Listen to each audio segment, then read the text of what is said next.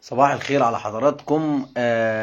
تحياتي لحضراتكم جميعا. ما تنسوش تصلوا على النبي في التعليقات ولايك وشير علشان المعلومة توصل لغيرك بإذن الله. فيديو جديد النهاردة، ولكن كلمتين بخصوص عضو نادي الزمالك العضو محمد طارق وتصريحاته امبارح مع ابراهيم فايق عضو مجلس اداره نادي الزمالك. بيقول بيراميدز فريق كبير وبينافس على الدوري، ليه بيتحط له عراقيل ورخامه؟ وايه المشكله ان نادي بيراميدز ياخد الدوري؟ يعني برضو ابراهيم فايق كان رده عليه رد بصراحه، يعني بص، قصف جبهه. الراجل رد عليه يعني ان انت ما تاخدنيش في حته تانية وعشان خاطر الزمالك طبعا ما بينافسش الاهلي.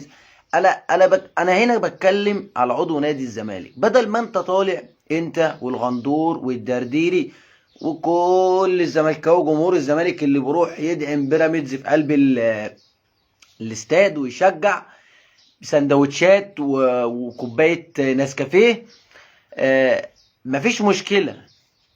بس مش واخد بالك ان بيراميدز واخد مكانك؟ يعني انت النهارده فرحان بيه وعمال تشجع فيه تشجع فيه تشجع فيه، مكايده مفيش بعد كده. انت دلوقتي مش شاغلنا، يعني مثلا اللي انت بتعمله ده كله مش في دماغنا خالص.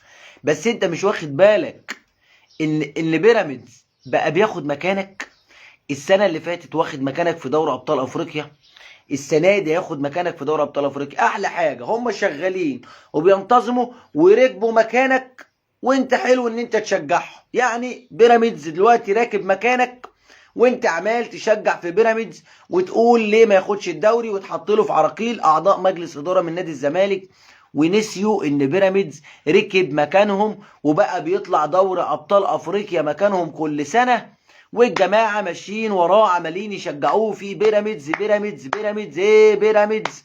وجمهور يروح الاستاد بسندوتش وكوبايه ينسون ولا عناب ولا اي حاجه ويشجع بيراميدز مكايده في النادي الاهلي. وبيراميدز راكب على قلبك وواخد مكانك في دوري ابطال افريقيا وفي الدوري المصري، وانت ترتيبك مش باين ولا حد شايفك، وشاغل دماغك بالنادي الاهلي، وحاطين النادي الاهلي في اي جمله مفيده عايزين تدخلوا النادي الاهلي فيها.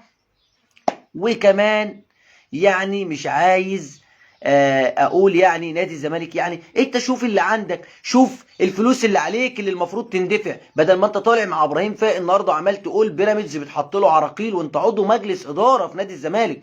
بيراميدز بتحط له عراقيل ورخامه، وليه بيراميدز فريق كبير ومنافس قوي ما ياخدش الدوري؟ ياخد ولا ما ياخدش؟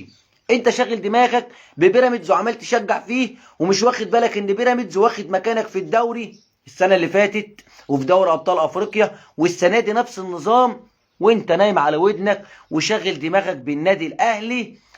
ادفع الفلوس اللي عليك وارفع القيد واعمل صفقات، شجع نفسك وارجع لمكانك. انت ماشي ورا بيراميدز وبيراميدز واخد مكانك. اتمنى عقليه الزملكاويه يعني يا ريت تبعدوا عن النادي الاهلي وخليك في شغلك يا سيدي، خليك في شغلك وشوف بيراميدز اللي انت بتشجع فيه وقطار بيراميدز الذي لا يقف، وتصريحات من اعداء مجلس اداره. ولكن ابراهيم فايق اداله قصف جبهه، ولكن بيراميدز راكب مكانك. شوف خيبتك، شوف خيبتك، وشوف الفلوس اللي عليك، وسدد مديونياتك وهات الرخصه الافريقيه وادفع المديونيات اللي عليك للعيبه.